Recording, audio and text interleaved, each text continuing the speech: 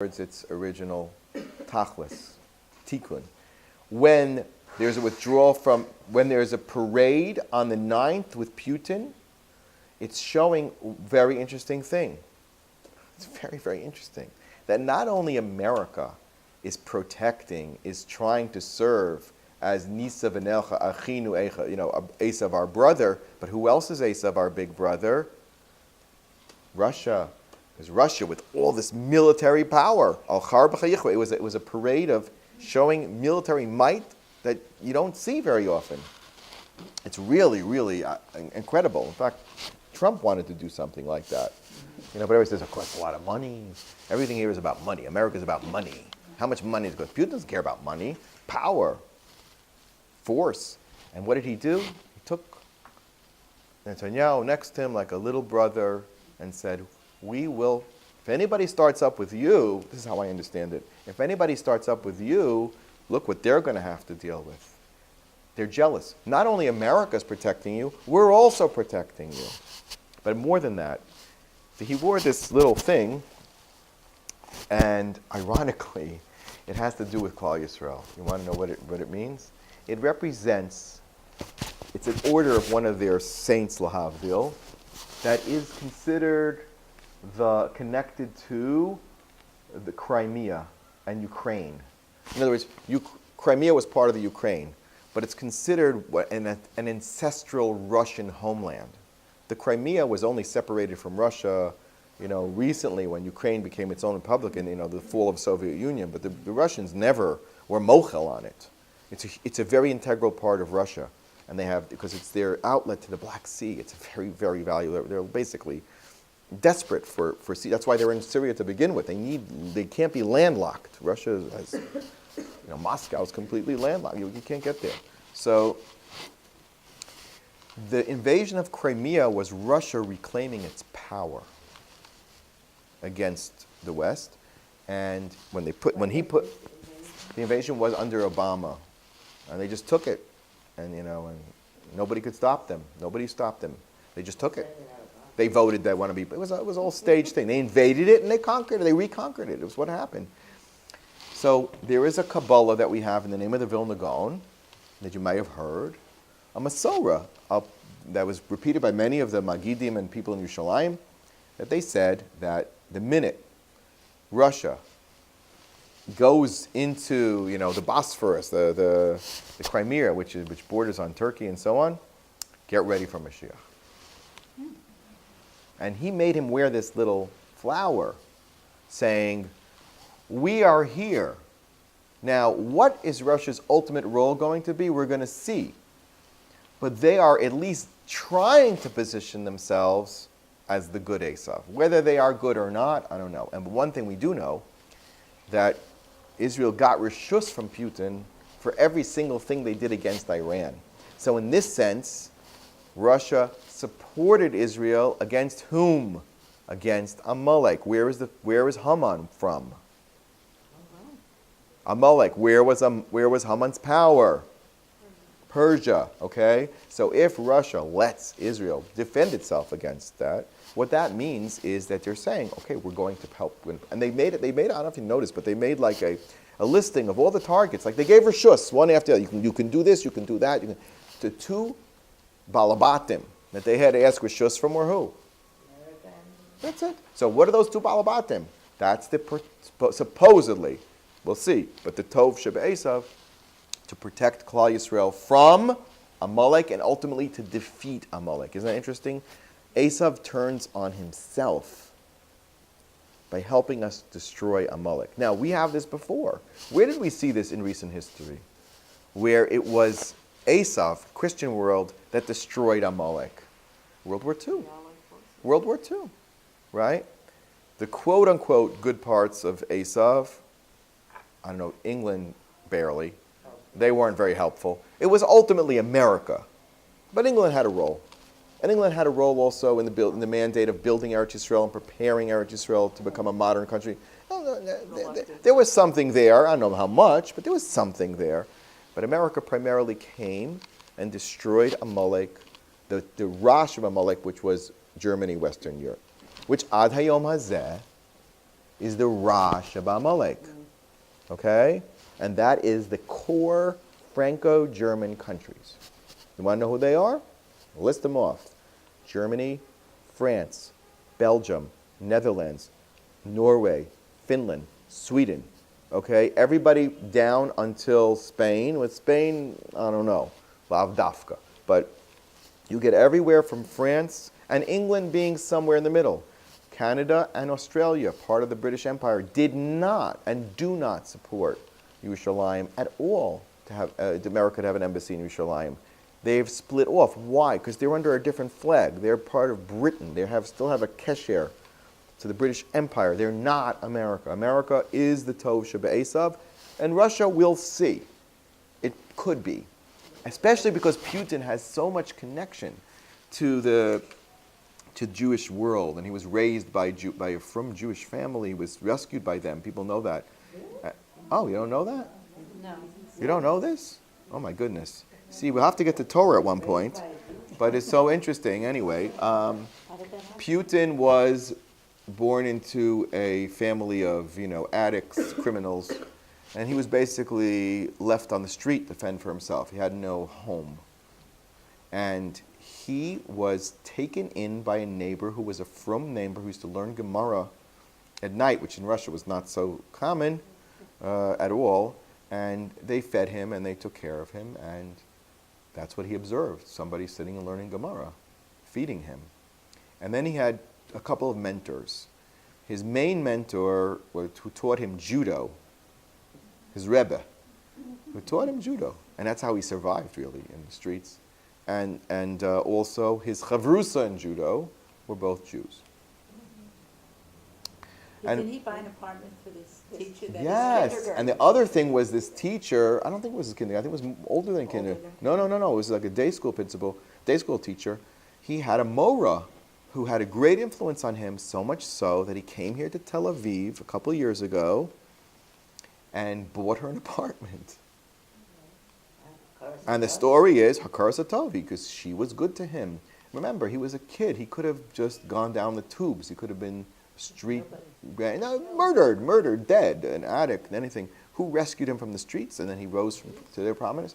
Only the Jewish people. So he buys this apartment for her. She recently passed away.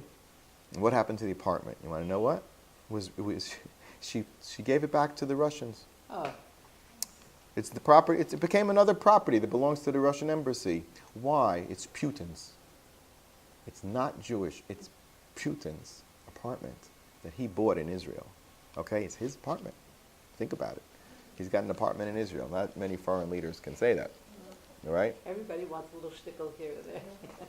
He's renting it out to a young Kolo couple. No, I'm only kidding.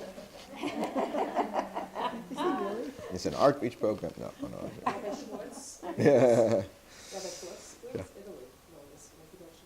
Okay, so Italy is part of that, and it's because it remains the seat of Catholicism, which is the Ikar Edom, and Rome is still the capital of Edom, even though they're not very prominent. But in other words, it has shifted because the Roman Empire during the Roman era was very powerful, but then it shifted more towards, in the modern era, towards France and Germany. So which is not far from Italy, and they're the allies. In fact, if you want to really think about it, in World War II, who was Italy an ally of? And that's really how it started. So yes, in a spiritual and ideological way, Italy has core Amalek. But again, it also has core good. Yeah, because Italy saved most of the... Right. I'm from there. Right. Oh, really? And remember, the paradigmal relationship of the good Esav is Rabbi and Antoninus. We've spoken about this in the past, who was the Caesar in Rome. And he's generally identified as Marcus Aurelius, who was a philosopher, a Stoic philosopher. He really wasn't a pagan. He was a thinker. He was very mature. In Gemara records a lot of the questions that he asked about Tchias HaMesim and different things. He even taught Rabbi a few things. It was remarkable. Discouraged him, yeah. And there's the story that they were exchanged at birth. Not exchanged at birth, but because they had to hide Rebbe from the Inquisition about the Bris Milah, so Rebbe's mother nursed Antoninus, so that the Roman soldiers coming looking for anybody who did a bris milah was going to be killed would not identify him. And because he drank from the same, he shared a mother, so that's what they became. It's really ironic. It's kind of like Yaakov and Esav with the same mother, if you want to understand that, and nurse the same child. And that's the paradigmal relationship. And of course, what do we know about that? And we have spoken about this in Gemara in Avodah Zarah, a few different places, that he made Rebbe a very, very wealthy man.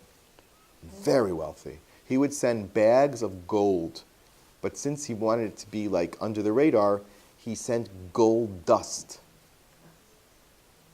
ground up gold, and on top of it he sprinkled wheat, so people would think it was a bag of wheat.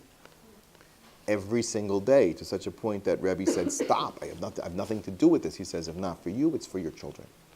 Not for you, it's for your next generations." And Rebbe, of course, had an elaborate table, which was he represented the Jewish people with honor and dignity. Okay. But he never had any honor from it. He never had any honor. He vowed, he said that on his deathbed. He says, "I have not had a pinky's worth of pleasure. I did all of this to raise the prestige of YISRAEL in the Romans' eyes, because that's what Romans are. That's what a Amalek is interested in. Gaiva. Gaiva. What is a Amalek? This Rabbi Kessin speaks about at length too. Gaiva, Taiva, and Geneva. Corruption, theft, haughtiness, which of course leads to illicit relations, because if you're haughty, Gaiva, a person thinks he can, he's better than everybody else, and he can take whatever he wants and do whatever he wants to do. And of course, that's also the Taiva. So Esav has different elements to it, and it's not to say that the good Esav has no elements of it, right? Pardon Trump, I'm not trying to say anything about him, chas v'shalom, but, there is the good that we separate. Now, the Medrash says that the head of Esav is buried in Maras HaMachpelah. How did that happen? So the Gemara about Hushim ben Dan stepped up, some say with a sword, some say with a beam, and clobbered Esav's head off because he was contesting where? Hebron. Well, today, that ended. Today. There's no more contest over Hebron, because right near Derech Hebron, the leader of the Christian world said, "This belongs to you." So it's like the head of Asa rolling into the Kever. Do you understand what I'm saying? I couldn't hear you. You said that Hebron belongs to... Esav said, "You can't bury Yaakov there. It's my place. I'm the Avos. I'm the Yoresh of Yitzchak. I'm going to be here with my wife." He married the daughter of Yishmael. That's who's going to be here. And that's what's really, really important today to understand. Esav's marriage to the daughter of Yishmael is the last phase of MALCUT Edom. And this is Beferish and Daniel. We spoke about this also. Daniel has a vision of the beast of Galus, right? The bottom is 10 toes. They're partially ceramic, made out of earth, and partially steel. All the Mefarshim, Malbim, they say that there'll be, in the end of days, not one major nation, but about 10 major nations combined, Yishmael and some Muslim nations and some Christian nations. But even the Muslim nations will be fueled and powered by the steel, by the weaponry and the might, military might of the Christian nations. Okay? In other words, you cannot have a Muslim threat to Israel. You cannot have Iranian threat to Israel unless they have the technology that's originally, from the Christian world. Korea, wherever it is, originally from America and Germany. That's where the nuclear energy came. I found out today an interesting thing also. There's a brand new planet that they found today. A planet. A planet. 3 times as large as Jupiter. You know what Jupiter's name is? Tzedek. Tzedek. Tzedek is Jupiter. Okay? As in tzedakah, because Jupiter's the biggest planet, and it's considered the mazel of giving and wealth and good mazel, giving out, tzedakah. But also righteousness, which is the basis of tzedakah. And they found the planet 3 times as big by using Einstein's theory that light will be bent by gravity. So they went around looking through outer space for bent light. And they said, if there's bent light, there's got to be something there. And they discovered this planet. They're calling it a very strange name, but its name is Moa, very close to what? Moav. Where is Moav? Who gives the name? Who gives this name? The scientists. On the other side. They gave it a name with 15 numbers and 45 letters that makes nothing, but they're going to call it Moav. Who comes from Moav? Rus.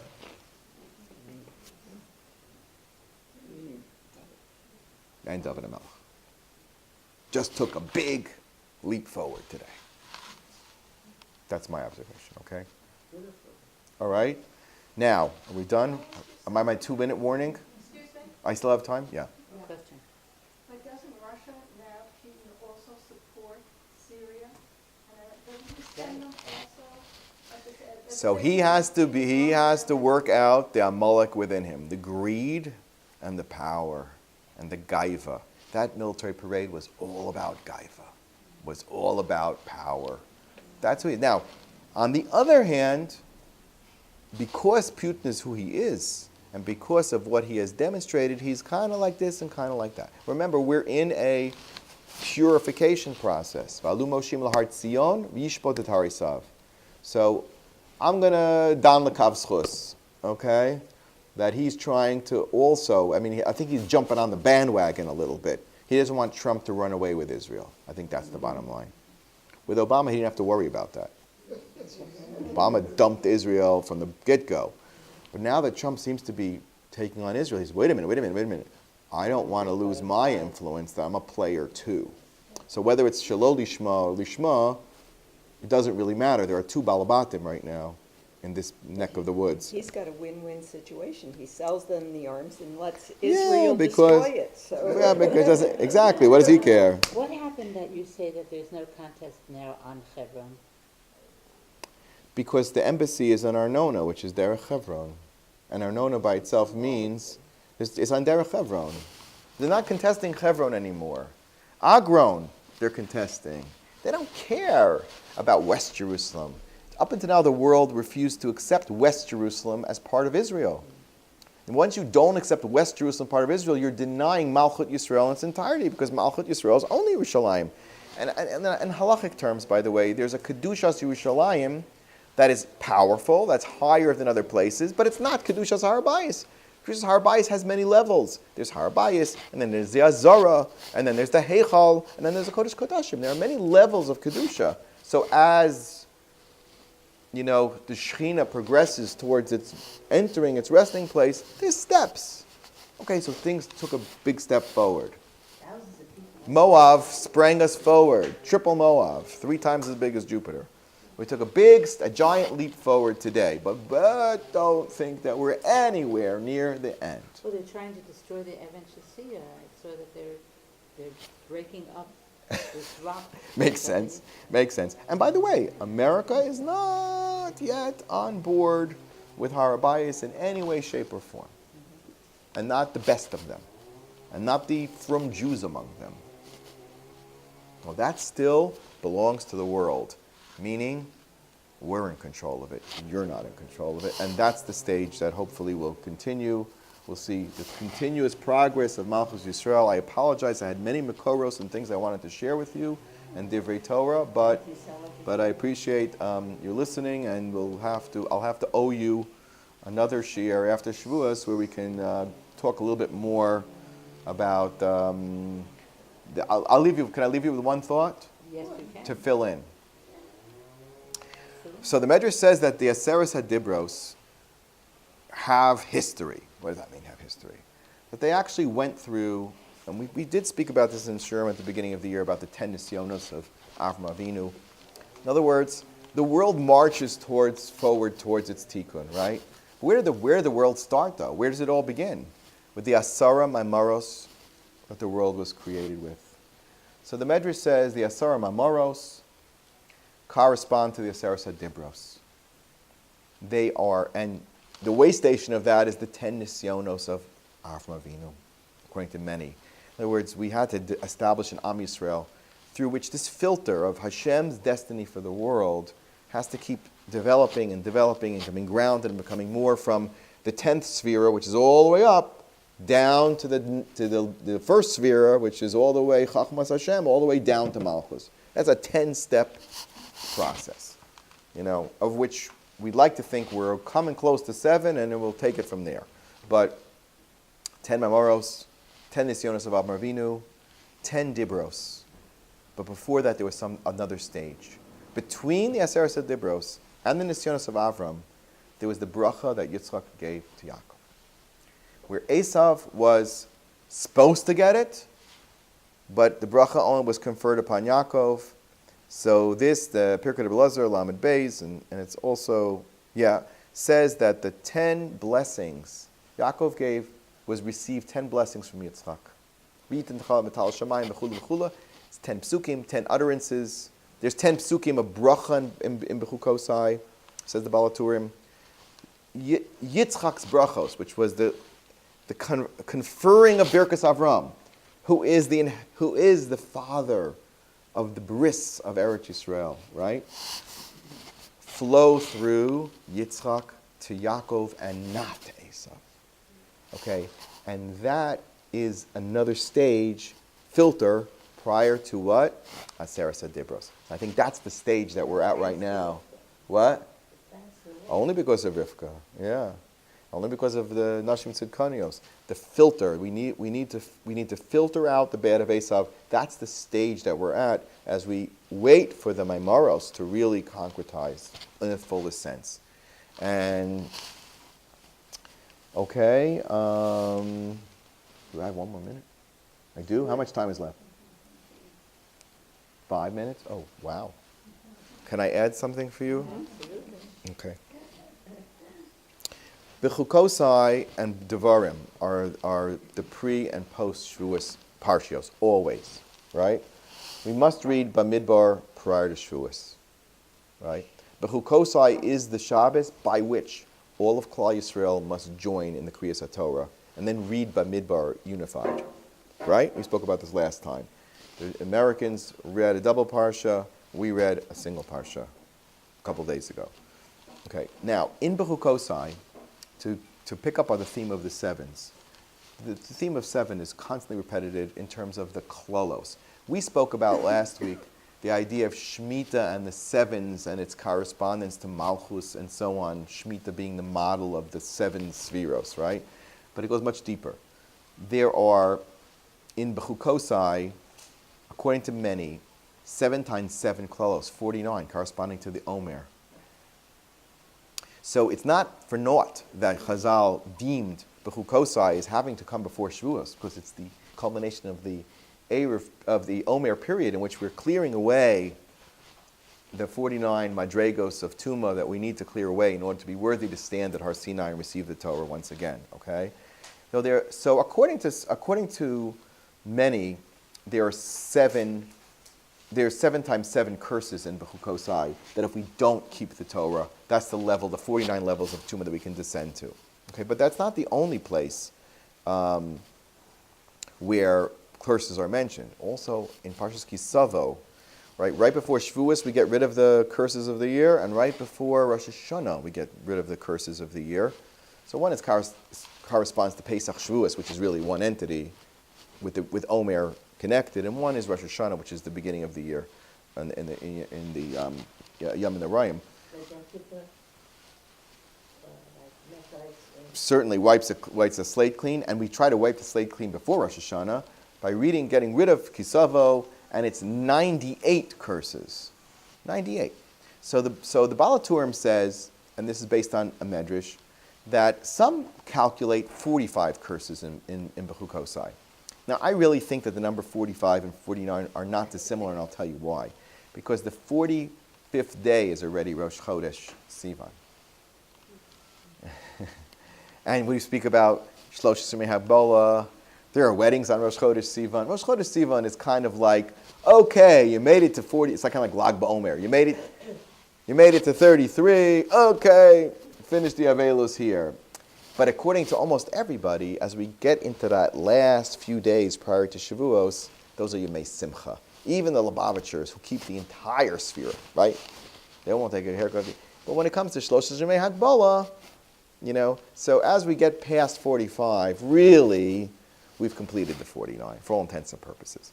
That's my thought. But whether you learn 45 or 49, here's the calculation that the Baal Tur makes. He says if you take the 45 curses in the Chukosai and add the 98 curses in Parshas Kisavo, it's 143. Now, at the very end of the Parsha is a strange section about Erechin, valuations of people that you donate to the Beis HaMikdash, right? The money. For an adult in their years of hard work, Halavai, 20 to 60, 50 to 30. Man is 50, a woman is 30. As babies, 5 shekel, 3 shekel, same ratio, 5 to 3, okay? Even in teenagers and elderly people, the ratio adds up to 5 to 3. I'll show you how. 20 to 10 for teenagers, and for seniors, 15-10. Now, 1 second. 20-10 is a 2 to 1 ratio, right? 15 to 10 is a 3 to 2 ratio. 3 to 2 plus 2 to 1 is 5 to 3. Every one of the ratios is 5 to 3. What does 5 to 3 add up to? Bris. It's the bris. What bris are we talking about? So Or Chaim HaKadosh says that there's a bris that Hashem will never destroy Klal Yisrael because we are holding the Torah. Once we receive the Torah, there's no going back. If he destroys the Jewish people, it's tantamount to destroying the Torah itself, and Hashem will never do that. By giving our value, what we're really saying is, I, as a Jew, am guaranteed to ultimately survive. Right? That's my bris, that's my pidyon, that's my number 8. I give my value because my inherent value, whether I'm stronger or weaker or taller or shorter, it doesn't matter. It's all the same valuation because a Jewish neshama, forget the body, the Jewish neshama is the guarantor that the Jewish people will survive forever. Who is the one who tries to undo that? Amalek. Can Amalek ultimately undo the bris between Hashem and Klal Yisrael? Never. And that's what Erechin really means. Erechin is, there's an inherent value in every Jewish person. That's the Or Chaim HaKadosh says this explicitly. Because right before it says, Lahafer Briso, Hashem is not going to forget us. Hashem will never exterminate us. Okay? Haman comes with his shkalim. But our shkalim preceded his shkalim. There's an inherent connection between Klal Yisrael and Torah that means we're guaranteed survival no matter what. All the klolos can come. We will withstand them. So the Baal Turim says, you take the 45 shkalim, the 45 klolos, and the 98 klolos, and you add them up. If you add all those numbers up, 50, 30, 5, 3, 20, 10, 15, 10, what number is it? 143 shkalim. Exactly the amount of curses that there are in the Chukosai and in Kisavo, because we are guaranteed to negate those curses. Hashem will never break his bris. And of course, through tzedakah, right, we will see tzedakah tatzil mimaves. So even though we're guaranteed as a people to survive, as individuals, we need to be on the side of tzedek, right? Tzedek got a big boost today. Tripled out, and we say tzedakah tatzil. So in summary, we see many steps forward in the process. We're still in process. Baruch Hashem, the bris between Hashem and Klal Yisrael is infallible, and ultimately the shift between Edom, Moab, and Ammon is happening, and therefore another stage has been revealed in Malchus Yisrael.